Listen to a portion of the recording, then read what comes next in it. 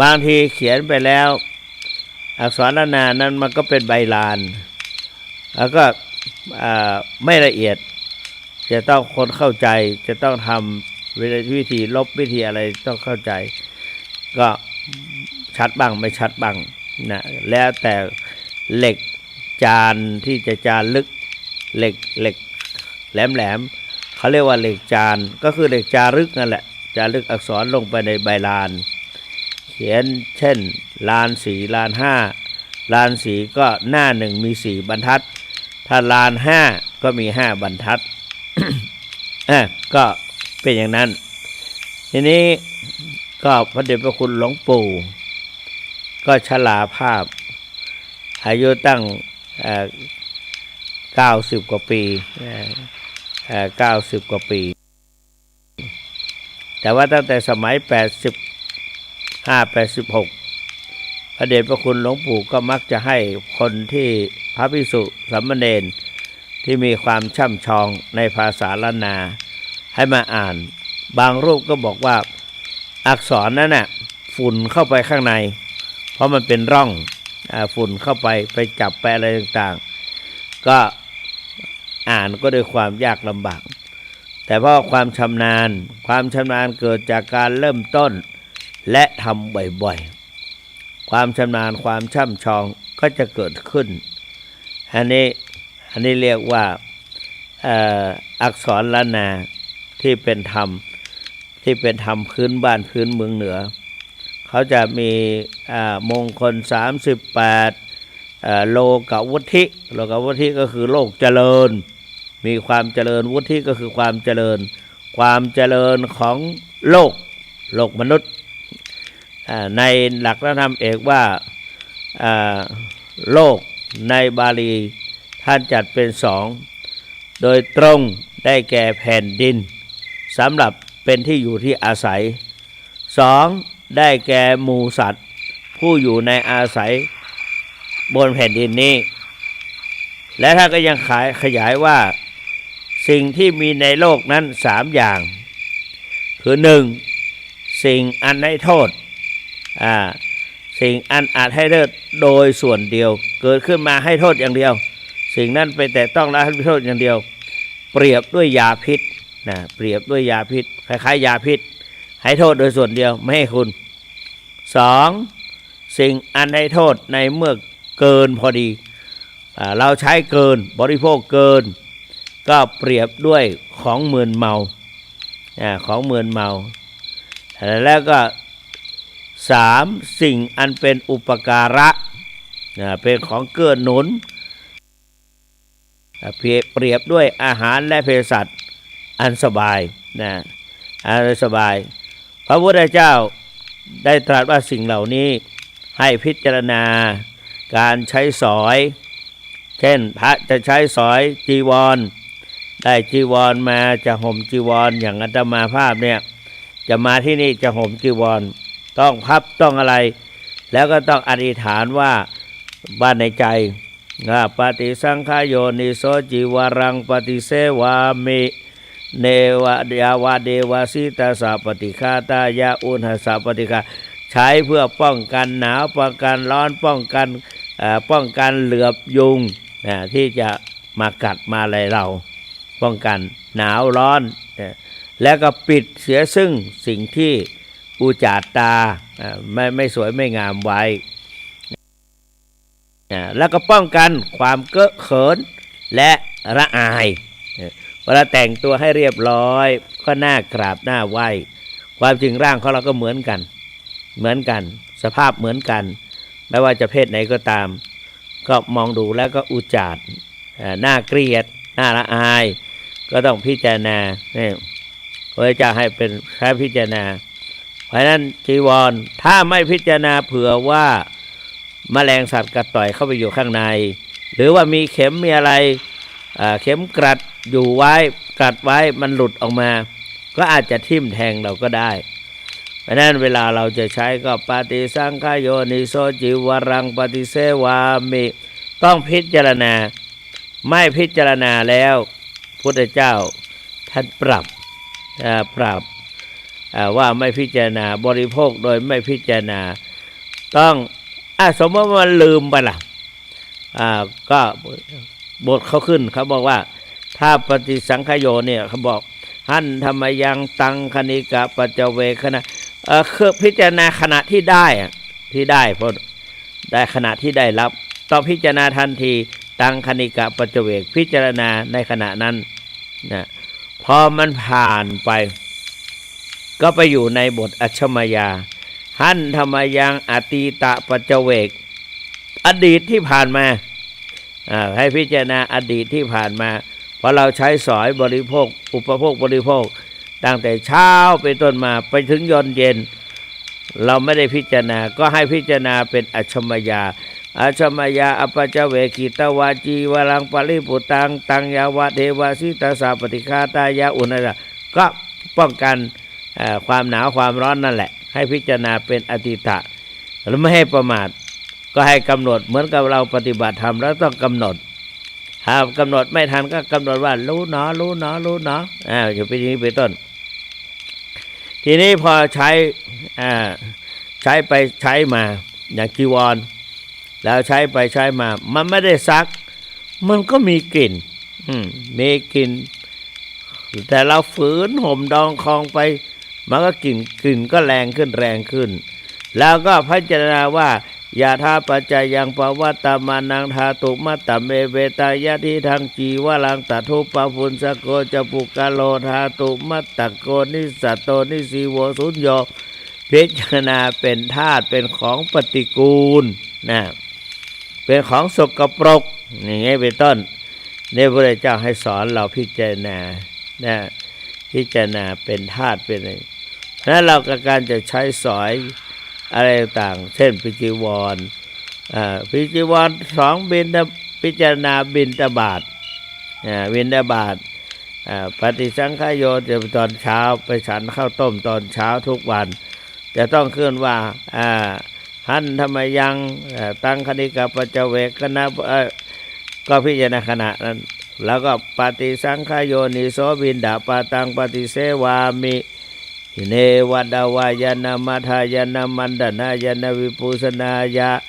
ยาวเดวะอิมาสกายาสัทิติยายาปนายาวิหิงสุปาลติยาพรหมจริยานุขหายะให้พิจารณาเนี่ยพิจารณาทั้งได้เข้าน้ำโภชนาอาหารเสนาสนะที่อยู่อาศัยจะไปใช้เราก็ต้องพิจารณาหันธรรมยังปฏิสังขโยนิโสเสนาสนังปฏิเสวามิพิจารณา ปฏิสังขโยอย่างพระไปในกิจนิมนต์ที่นั่งอาสนะสงฆ์บางทีเขาก็เอาหมอนสามเหลี่ยมมาวางไว้มินเมไม่มีที่วางแต่ถ้าเราไม่มีปฏิสังขโยนิโสเสนาสนะเนี่ยไม่ดูเสียก่อนว่ามันอันตรายไหมไม่อันตรายไหมเนี่ยแล้วก็ไปพิงแล้วหงายท้องก็มีหลายรายพี่นะครับหงายท้องครั้งหนึ่งเคยไปเทศที่อำเภออะไรเดี๋ยวก่อนไม่ใช่แม่วางอำเภอชัยปราการ ชัยปราการเขาใช้ผ้าขาวไปขึงเป็นม่านไปขึงเป็นม่านเจ้าคุณสุวรรณเมธียังไม่ได้ขึ้นไปเทศเขาเอาเก้าอี้ให้นั่งก่อนแต่ว่าเราก็นึกว่ากำแพงตาเราก็เบลอเพราะมันประมาณ1 ทุ่มหรือ2 ทุ่มนี่แหละตาก็เบลอลุกขึ้นว่าจะใช้กำแพงเอามือไปดันกำแพงโอ้โหเกือบไปมีคนประคองทันถ้างั้นก็ขมำลงตรงโน้นเลยจะต้องได้รับบาดเจ็บบางทีอาจจะต้องเข้าสู่โรงพยาบาลหรือบางทีก็อาจจะต้องเป็นเจ้าชายนิทราก็ได้ เนี่ยให้เราต้องพิจารณาเสนาสนะที่จะใช้สอยพิจารณาครูบาวัดพระพุทธบาทตากผ้าสอนว่าต้องลืมตากว้างๆเบิกตาดูกว้างๆก็คือใช้สังเกตเขาบอกว่าบิดาเราจะมักจะสอนลูกผู้ชายว่า ให้มีความขยันนะมีความอดทนมีความเพียรพยายามนะแล้วก็เป็นคนช่างสังเกตรู้จักใช้เหตุใช้ผลนะขยันอดทนอะไรมีความเพียรพยายามเป็นคนช่างสังเกตและก็รู้จักใช้เหตุใช้ผลเพราะนั้นขาดปฏิสังขโยนิโสเสนาสนะไปเกลือบหัวขมำหน้าขมำลงกับพื้น อันนี้ก็คือเขาทำไมทำงั้น คิดว่ากำแพงเหมือนกันเขากำแพงที่ไหนจะมาอยู่ในบ้านก็ใช่แต่ว่าผนังบ้านก็ทาสีขาวได้นี่นะก็มีหลายเยอะแยะไปเราก็เลยน่าเสียไปเลยแต่ว่าโทษก็ไม่ได้เพราะว่าเรานั่งรถเก๋งแล้วก็ขับอ้อมเลี้ยวตามคดเคี้ยวเลี้ยวรถของดอยหัวโท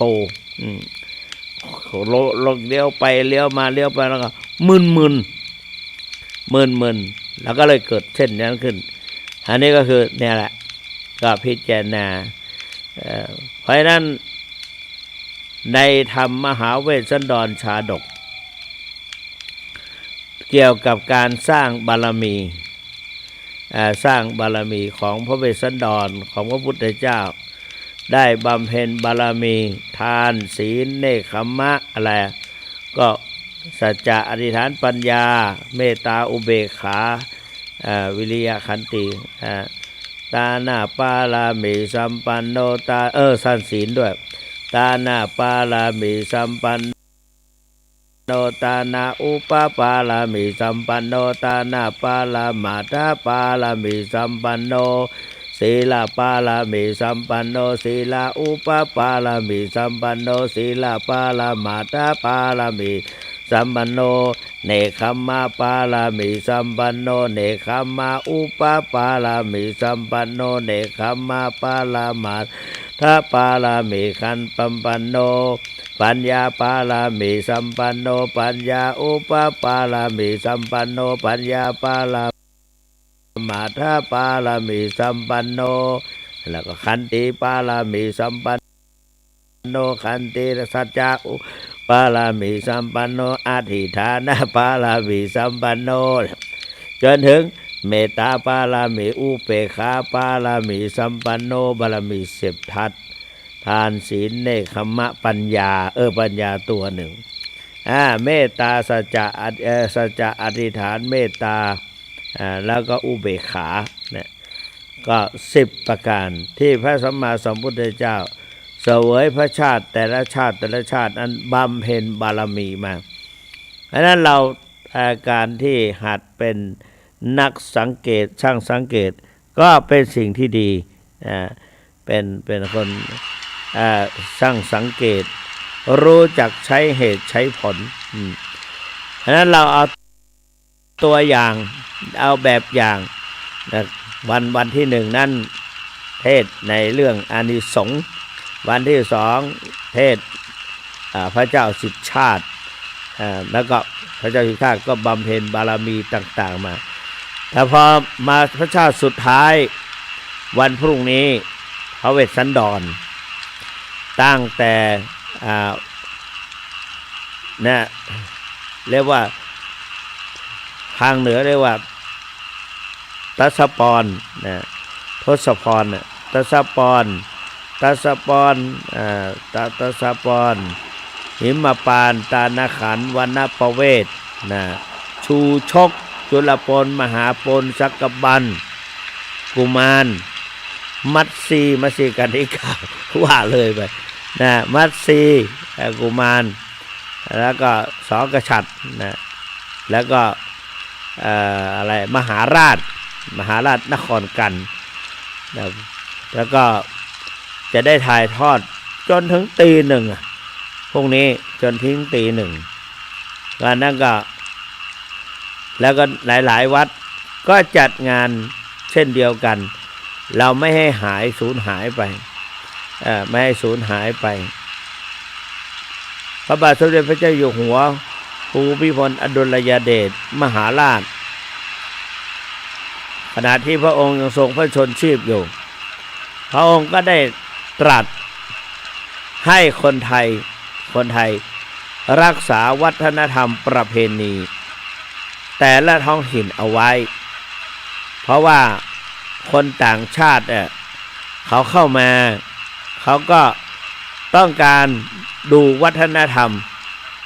มาในท้องถิ่นต่างๆนอกจากนั้นท่านก็เมื่อเราไปประเทศพม่าเราก็ไปดูวัดวาต่างๆวัดโน่นวัดนี่ไปประเทศลาวก็ไปดูวัดโน่นวัดนี่ไปประเทศอินเดียดูสังเวชนียสถาน เพราะวัดไม่ค่อยมีไปสังเวชนียสถานที่ประสูติตรัสรู้แสดงพระธรรมจักรปวัตนสูตรแล้วก็ที่ปรินิพพานสถานที่ปรงพระชนมายุสังขารอะไรต่างๆที่ทรงทรมานร่างกายทรมานร่างกายคือบำเพ็ญทุกขกิริยาเนี่ยเราก็ไปกันไปดูก็มีหลายคนว่า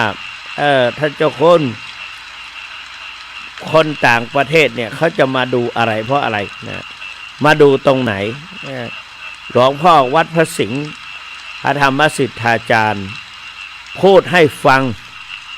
ก็เลยมาเขียนไว้ว่าดูวัดดูที่ความสะอาดดูคนในชาติหรือประชาชาติดูที่ความสามัคคีดูคนดีดูที่การกระทำดูผู้นำดูที่เสียสละดูเนนดูพระดูที่ความดูมีความเคร่งครัดวินัยดูที่วินัยดูที่กิจวัตรดูที่กิจวัตรพระเนนก็ดูที่กิจวัตรดูคฤหัสถ์ที่มีความขยันดูคฤหัสถ์ดูความขยันเขามีความขยันแล้วก็ดูอะไร ก็ดูคฤหัสถ์ดูมีความขยันขันแข็งนะแล้วดูผู้ชายดูที่มีความกล้าหาญนะดูสตรีดูที่ความสำรวมละอายความสำรวมมารยาทอันดีงามนี่มีความละอายดูชายดูที่ความกล้าหาญดูลูกหลานมีความอ่อนน้อม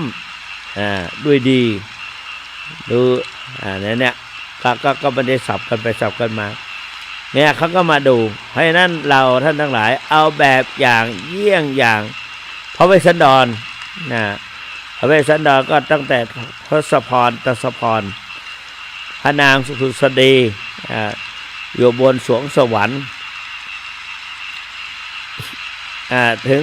คราวที่พระนางพุสดีเนี่ยเป็นมเหสีของท้าวสกเทวราชพอถึงบารมีแห่งพระสัมมาสัมพุทธเจ้าเราแก่กล้าเหมาะที่จะจุติคือเคลื่อนย้ายจากสวรรค์แล้วก็มาปฏิสนธิหรือว่ามาอุบัติขึ้นในโลกมนุษย์ก็ต้องพระมารดาก็เป็นสิ่งสำคัญพอดีนางพุสดีเนี่ยอยู่บนสวงสวรรค์เขาบอกว่าเทวดาจะตกจากสวรรค์มันก็มีสาเหตุหนึ่งดอกไม้ที่ประดับปราสาทจะเหี่ยวแห้งหรือเหลืองไฟจะหล่นลงจากขั้วสองเครื่องประดับของเหล่าเทพเทวาทุกตนจะไม่มีรัศมีสีแสงประการที่สามเหล่าเทพเทวาที่จะหมดอายุนั้นจะรู้สึกเหนื่อยหน่ายขี้เกียจเบื่อแล้วก็มีเหงื่อไหลออกจากภายใต้รักแร้เหงื่อไหลออกใต้รักแร้ แล้วก็นอกจากนั้นก็ไม่ยินดีในทรัพย์สมบัติในสิ่งที่เป็นสิริสมบัติแล้วก็นอกจากนั้นก็ได้เคลื่อนจากสวรรค์ พระนางผุษดีก็รู้สึกว่ารัศมีหายไปรัศมีหายไปแล้วก็รู้สึกเบื่อหน่ายบนสวงสวรรค์ก็ท้าวสกเทวราชหรือพระอินทร์ก็ให้พร10ประการเนี่ยให้นางเลือกเอานางก็เลือกว่าขอให้ดิฉันหม่อมฉันมีเส้นผมยาวดำดำเป็นเงาเหมือนกับปีกแมลงทับประการที่สองขอให้ขนคิ้วจงโค้งงอนแล้วก็ขอให้มีพระเนตรดำสนิทดำสนิท กี่อย่างแล้วขอให้ปากริมฝีปากถูกแต้มด้วยหรือว่าทับดุจประดุจถูกแต้มด้วยสีชาติด้วยชาติก็คือสีแดงอยู่ตลอดเวลาแล้วก็ขอให้ตนเองน่ะมีชื่อมีนามว่าผุษดีนี่แหละแล้วก็ขอให้ได้ไปบังเกิดในตระกูลศรีวิราชแล้วก็ขอให้ได้ไปมีพระสวามีในกรุงอะไรจำไม่ค่อยได้นอกจากนั้นขอให้หม่อมชั้นได้พระโอรสที่สมบูรณ์ผลแล้วก็ได้เป็นผู้ที่มีจิตเมตตาได้ทำบุญสุนทานมีความเมตตามีความสงสารในต่างๆนางผุษดีก็ขอให้ได้ลูกดีๆเป็นคนศีลคนธรรมคนมีระเบียบไม่มีโรคไม่มีโรคภัยไข้เจ็บเงี้ยแม้แต่ฝนจะตกฟ้าจะร้องก็ทนทานเนี่ยนอกจากนั้นขอให้ลูกชายเนี่ยมีบารมียิ่งใหญ่ขอให้กษัตริย์แคว้นต่างๆจงมาเป็นลูกน้องจงมาเป็นพระสหายแล้วก็ยกย่องให้กษัตริย์ทั้ง6แคว้น7แคว้นมาบูชาท่านนอกจากนั้นก็ขอให้ได้ปล่อยนักโทษแม้แต่ถูกตัดสินประหารในวันนั้น คือว่าแล้วก็ขอให้ลูกชายนั้นน่ะเป็นผู้บริสุทธิ์ผุดผ่องมุกมันเมื่อมาประสูติแล้วว่าเมื่อมาพระนางผุษดีเคลื่อนมาแล้วก็ได้อย่างที่ทุกประการจากนั้นเทพบุตรหนอโพธิสัตว์ก็มาจุติเคลื่อนย้ายจากบนสวงสวรรค์ชั้นดุสิตแล้วก็มาปฏิสนธิในพระครรภ์ของพระนางผุษดีตั้งแต่เกิดมาปุ๊บก็ปรารถนาจะทำบุญสุนทานดลบันดาลให้พระบิดาสร้างศาลาโรงทานไว้รอบเมืองปัจจุบันนี้เราก็ในงานต่างๆก็มีโรงทานแจกจ่ายกันก็เอาเยี่ยงอย่างมาจากพระเวสสันดรเนี่ย พอประสูติแล้วก็สร้างโรงทานรอบทุกประตูต้องมีโรงทานประชาชนเข้าออกในประตูเข้าไปออกมาก็อาศัยโรงทานของพระเวสสันดรนี่แหละเนี่ยปัจจุบันนี้เราก็ช่วยเหลือเกื้อกูลกันเพราะว่าโรคโควิดเข้ามาวัดพระธาตุศรีจอมทองก็แจกจ่ายข้าวสารแจกจ่ายอะไรน้ำมันและพืชอะไรต่างๆมาหลายครั้งแต่ว่าโรคโควิดก็มีมาเรื่อยๆเพราะนั้นเราก็หน่วยงานต่างๆก็รับผิดชอบก็ช่วยเหลือเกื้อกูลกันเนี่ยเพราะนั้นแต่ปัจจุบันนี้นานๆเข้ามนุษย์เมื่อก่อนก็มนุษย์ก็คือมนุษย์คนก็คือคนนะเมื่อก่อนนั้นก็พอประมาณ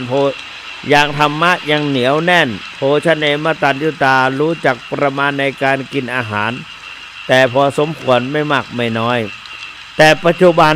ไม่เป็นเช่นนั้นโรงทานยังไม่ทันเปิดไปยืนพอเปิดแล้วก็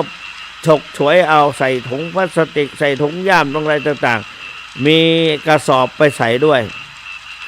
ทำให้ถ้าเขาไม่ให้ก็ว่าตะหนีแล้วเอามาแจกทำไมบนโรงทานไม่ใช่แล้วทำให้เกิดเสื่อมศรัทธาหลายคน หยุดไม่ทำโรงทานรู้สึกว่าไปแล้วแทนที่จะจิตแจ่มใสก็ได้ความเครียดกลับมาไม่เกิดประโยชน์อะไรครูบาพระพุทธบาทตักผ้าได้พูดว่าเวลาจะทำบุญสุนทานอะไรที่ไหนก็ดีอย่าโมโหอย่าทะเลาะเบาะแว้งอย่าทำให้กิเลสเกิดเกี่ยวกับการทำบุญสุนทานนี้ต้องให้ทานด้วยความบริสุทธิ์คือให้มีศรัทธาประกอบด้วยความรู้ที่เรียกว่าศรัทธาญาณสัมปยุตแปลว่าความมีศรัทธาประกอบด้วยปัญญาอันบริสุทธิ์แล้วให้ทานเนี่ยแต่ว่าเขาก็มาทำอย่างนั้นทำให้เกิดความไม่สบายใจนะความไม่สบายใจกลายเป็นอกุศลบางคนก็เลิกไปเลยไม่เอาละเนี่ยหลายท่านก็ยังทำอยู่ช่างมันเถอะจะได้เห็นจิตเห็นใจคนนาจิตตังแล้วก็ทำให้งานใหญ่ๆเวลางานมีคนไปเยอะๆนั้นทำให้เจ้าของงานหรือสถานที่งานนั้นน่ะในงานนั้นต้องเบาบางไปด้วยบางทีก็มีหลายครั้งตั้งแต่สมัยหลวงปู่ยังมีชีวิตอยู่ยังทรงธาตุขันธ์อยู่เวลามีโรงทานเยอะแยะจังเลยพระเจ้าคุณก็เคยตั้งโรงทานให้น้องๆมาน้องๆจากสารแพงเชียงใหม่มาทำแล้วก็เอามาโรงทานโดยเราจ่ายปัจจัยค่าใช้จ่ายให้น้องๆเขาก็มาแรกก็ดีขายดีก็รู้สึกมีเสน่ห์คนมันเนี่ยเอามาทำไปทำมาก็คนทำอย่างว่านั่นแหละเอาเป้มาใส่ ใส่ไปเยอะด้วยแล้วคนมาทีหลังไม่ได้กินไม่ได้รับประทานก็รู้สึกสลดใจแล้วก็เลยบอกว่าไม่เป็นไรทำไปแล้วเดี๋ยวเราแก้ตัวใหม่ต่อไปแล้วก็เข้มงวดกวดขันให้ตรงนั้นจุดนั้นตรงนี้จุดนี้ให้ได้กี่อย่างก็บอกไปให้ได้ชุดเดียวบ้างอะไรบ้างเงี้ยก็ต้องบอกเขาเพราะเตือนจิตเตือนใจกันเราก็มาในที่นี้ก็ต้องการให้ทุกคนได้ลองลิ้มชิมรสนะก็หลายครั้งแต่เพราะฉะนั้นปัจจุบันเป็นอย่างนี้วันนี้ที่พูดอย่างนี้ก็มีโซเฟอร์เขาเห็นไปโน่นไป ไปในงานหนึ่งบางก็ทอดกฐินนั่นแหละแต่พอดีเขาในกองกฐินนั่นแหละเขาก็มีของข้างในมีอะไรมากมายหลายอย่างก็มีแตงโมบ้างมีอะไรบ้างมีอะไรประมาณนี้แหละถ้าคิดแตงโมหรืออะไรโซเฟอร์พูดให้ลืมไปแล้วก็มีโยมมีคนนะผู้หญิงก็ไป 2-3 คนพอนี้เขาก็ทำเสร็จแล้วเขาก็เก็บปัจจัยเก็บเงินเข้าถุงพลาสติกสีขาวเขียนชื่อส่งให้กรรมการแต่ว่าตัวสำหรับใส่ของบำเพ็ญบุญเขาก็เอาไปไว้ที่ข้างอาคารหรือห้องโรงครัวเผื่อที่ว่าจะได้เก็บได้ง่ายหน่อยเพราะเนี่ยปรากฏว่ามีผู้หญิง 2-3 คนน่ะแกล้งตะโกนหลวงปู่หลวงพ่อ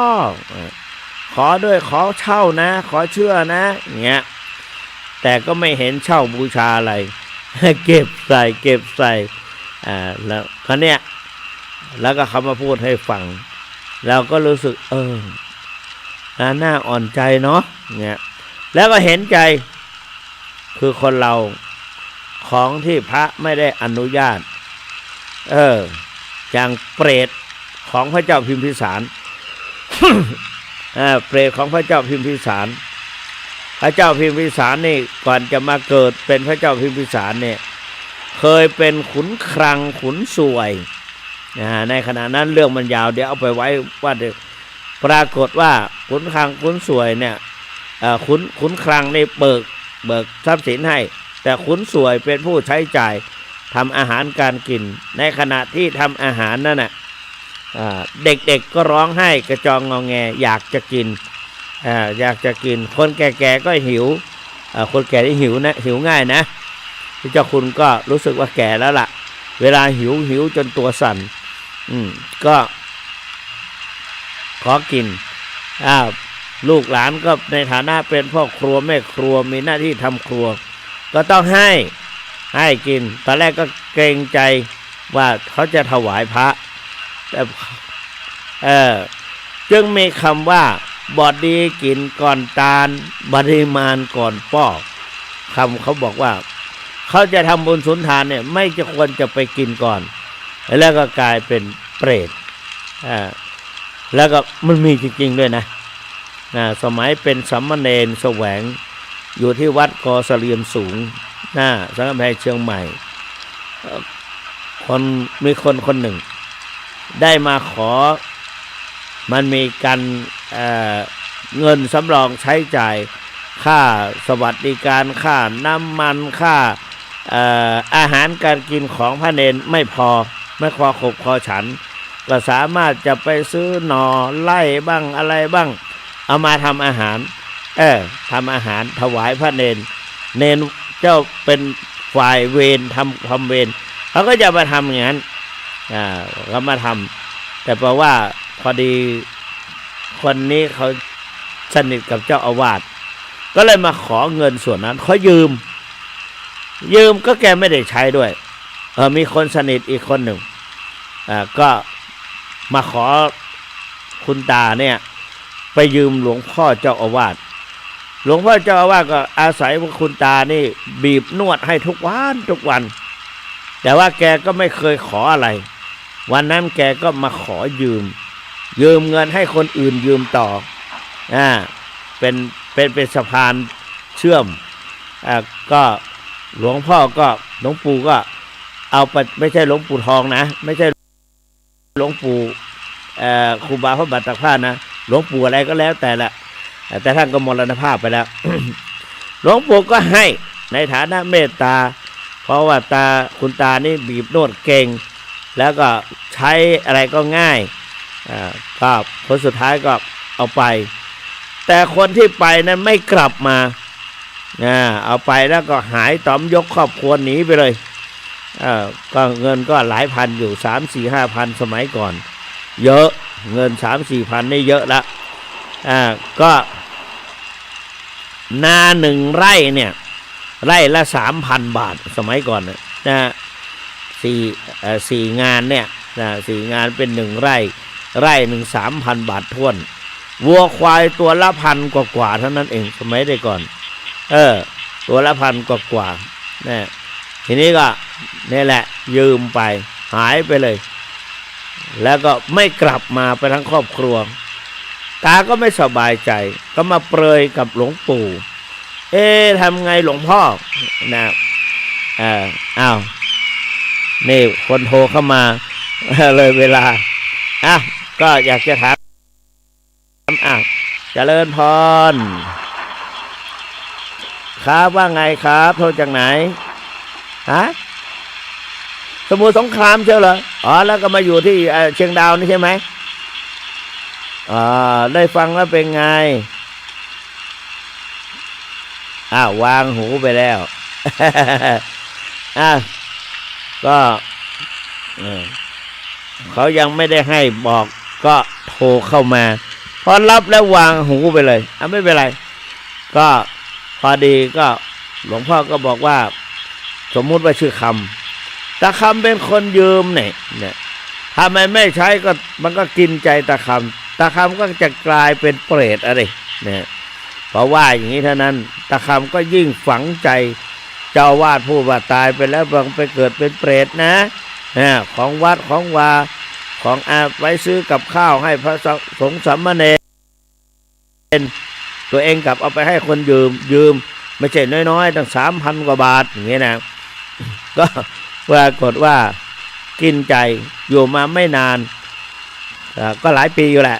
ตาคำก็ได้ถึงแก่กรรมแต่ว่าก่อนที่จะแก่กรรมนั่นก็ไปอยู่โรงพยาบาลมหานครมหาราชเชียงใหม่เมื่อก่อนเรียกว่าโรงพยาบาลสวนดอกยังไม่ทัน ในคืนที่แกจะตายเนี่ยตอนเย็นเนี่ยก็เขาก็เห็นแกเดินหลวงตาก็บอกว่าเอ้าตาคำนี่แกไปอยู่โรงพยาบาลนี่ทำไมมาได้เนี่ยกลับมาได้เมื่อไหร่เขาบอก2-3 วันยังบอกว่าอาการหนักแต่ทำไมตอนนี้เห็นเดินเข้ามามานี่แวบเดินไปทางนั้นทางนี้ภายในวัดคนข้างบ้านก็เห็นแกเดินอยู่ตามใกล้ๆชายคาบ้านของแกอยู่ข้างล่างในร่องน้ำที่ชายคาตกไปน่ะน้ำตกอยู่มาที่ร่องชายคาแล้วอีกอย่างหนึ่งคนที่อยู่กลางทุ่งคนที่อยู่กลางทุ่งก็เห็นตาคนเนี้ยก็ไปตัดต้นทำความสะอาดที่จอมปลวกแล้วก็ไม่มีแก่จิตแก่ใจจะถามแต่พอถึงตอนค่ำประมาณ1 ทุ่มก็ได้ยินข่าวหลายคนก็ได้ยินข่าวว่าตาคนนี้ได้ถึงแก่กรรมแล้วขนลุกขนชันแกก็นี่แหละก็กลายเป็นเปรตพระเจ้าพิมญาติของพระเจ้าพิมพิสารก็แอบกินก่อนซ่อนกินทีหลังเงี้ยกินก่อนพระก่อนเนรอันนี้ก็นี่คือเล่าให้ฟังเป็นตัวอย่างเป็นแบบอย่างนี่วันนี้พูดอะไรหลายอย่างก็เกี่ยวกับเรามาฟังเทศ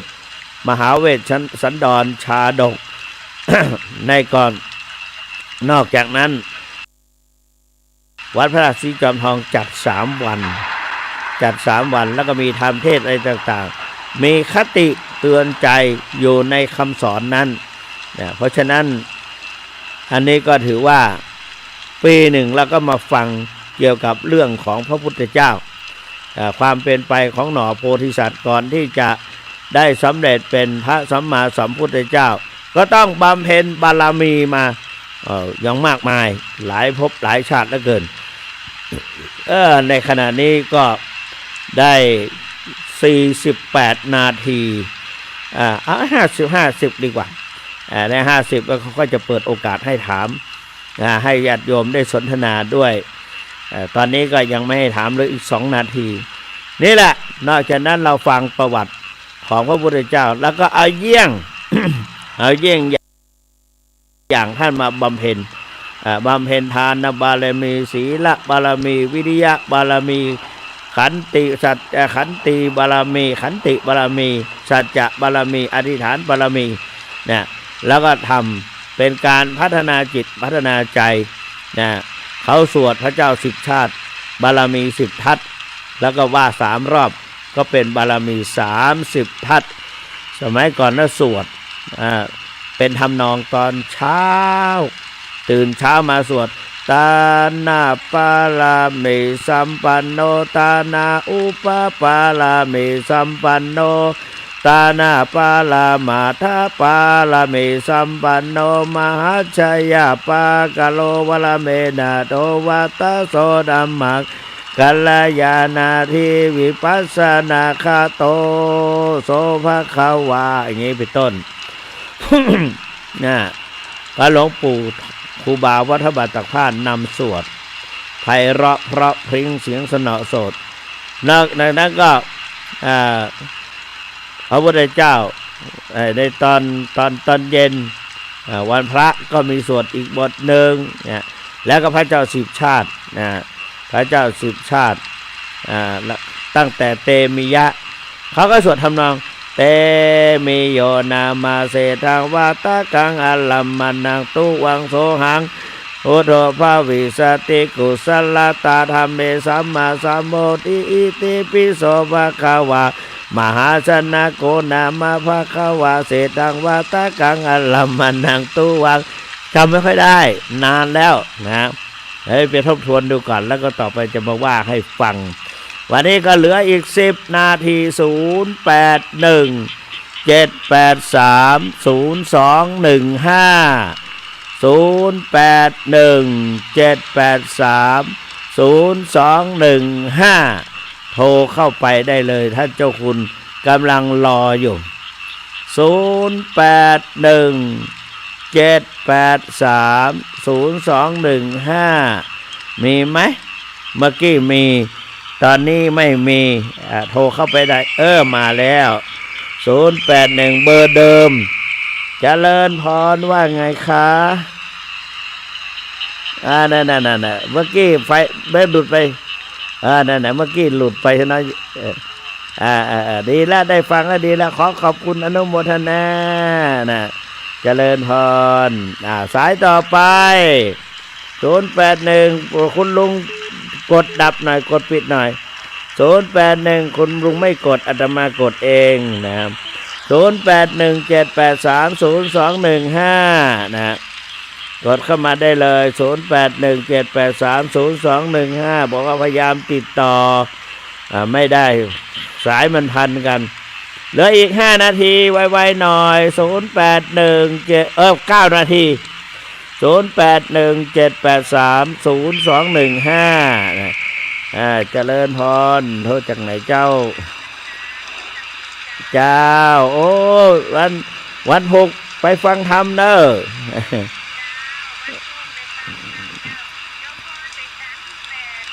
สากุมารบันกุมารบัน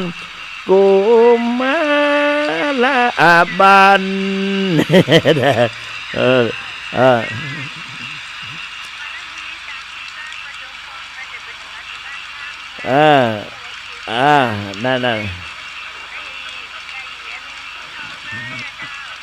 ดีละสาธุนะ0817830215โยมพรได้กันกุมารบันกันที่8กุมารแล้วก็มัดซีกันที่90817830215เหลือ8นาทีนะให้กดเข้ามาก็กดเนอร์0817830215ทักกันคนละนิดคนละหน่อยทักกันคนละนิดนะอย่าโกรธนะเอาคนละนิดคนละหน่อยให้ได้รู้ว่าคืนวันพรุ่งนี้บ่มีนะคืนพรุ่งนี้ไม่มีเพราะเจ้าคุณจะได้ไปเทศน์อานิสงส์ปฏิษฐ์อานิสงส์ปฏิษฐ์เกี่ยวกับการบูชาบูชาเขาปล่อยโคมลอยขึ้นไปบนฟ้าขึ้นไปบนฟ้าเพื่อบูชาพระเกศแก้วจุฬามณีแล้วก็ถ้าลอยกระทงเพื่อบูชาลอยพระพุทธบาทที่แม่น้ำนิมมานทีแล้วก็บูชาขางกทิพย์081เจริญพรเจ้านี่โทรจากไหนเธอโทรจากไหนวัดเกตกาลามนะเจ้าขอบคุณมากอายุวันโนสุขังปาลังกดปิดกรรมขอบคุณจันนัก0817830215กดปิดกรรมแม่ถ้ากดปิดแล้วก็คนอื่นจะโทรเข้าได้081783ไม่กดอาตมากดเอง081783เหลือ6นาที0817830215นะเวลาเปิ้นมือโทรก็โทรเข้ามาเปิ้นมือโทรบัดโทรนานาจิตตังนานาจิตตังพอสะดุ้งกิ้งแล้วก็ลืมไปเลยว่าพูดอะไรเพราะว่าจิตใจไม่ได้โฟกัสวันนี้เสียงท่านเจ้าคุณเปิดซาวของเสียงสัตว์ต่างๆเจริญพรเจ้านี่โทรจากไหนบันทีประธานอันยังกับบันยังก็สันทรายบันทีกะได้กูยังแหละตาหาคนตายได้กูยังแหละเขาตานหาเนี่ยทำบุญแล้วเราก็ทำบุญอุทิศส่วนบุญให้บรรพบุรุษคนที่ล่วงลับดับขันไปได้ทุกอย่างเลยล่ะนะเจ้าอายุวันโนสุขังปะลังเนอกดปิดกรรม0817830215นะโทรเข้ามาได้เลย ตะกี้ได้ยินเสียงมาแล้วมาใจเพราะกฎใหม่เหลืออีก5 นาทีกฎใหม่นะ55แล้วนะ55 นาที0817830215เจริญพรเจ้าโทษจากไหนเอ่ย700 ปีเนาะ700 ปีคือนั่นน่ะ700 ปีสนามกีฬา700 ปีใช้ผมไม่รู้ ดีละได้ฟังเสียงชัดดีเนาะและฝนบาตกได้ยินเสียงกบเขียงเกียดห้องม่วนว่ะ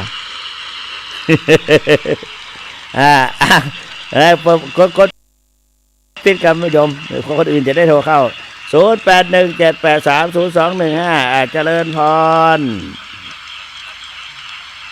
ข้าเจริญพรนี่โทรจากไหนเป็นพระหรือเป็นโยมหรือเป็นใครเป็นโยมวัยรุ่นเนี่ยวัยรุ่นชอบฟังแนวข้อหลวงพ่อ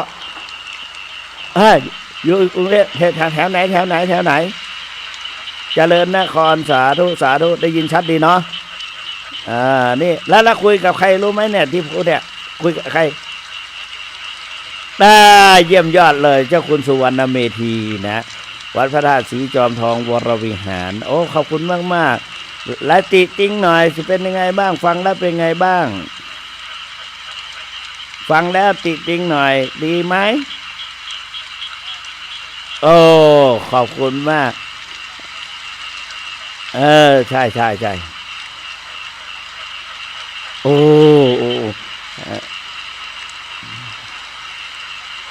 ้ใช่แ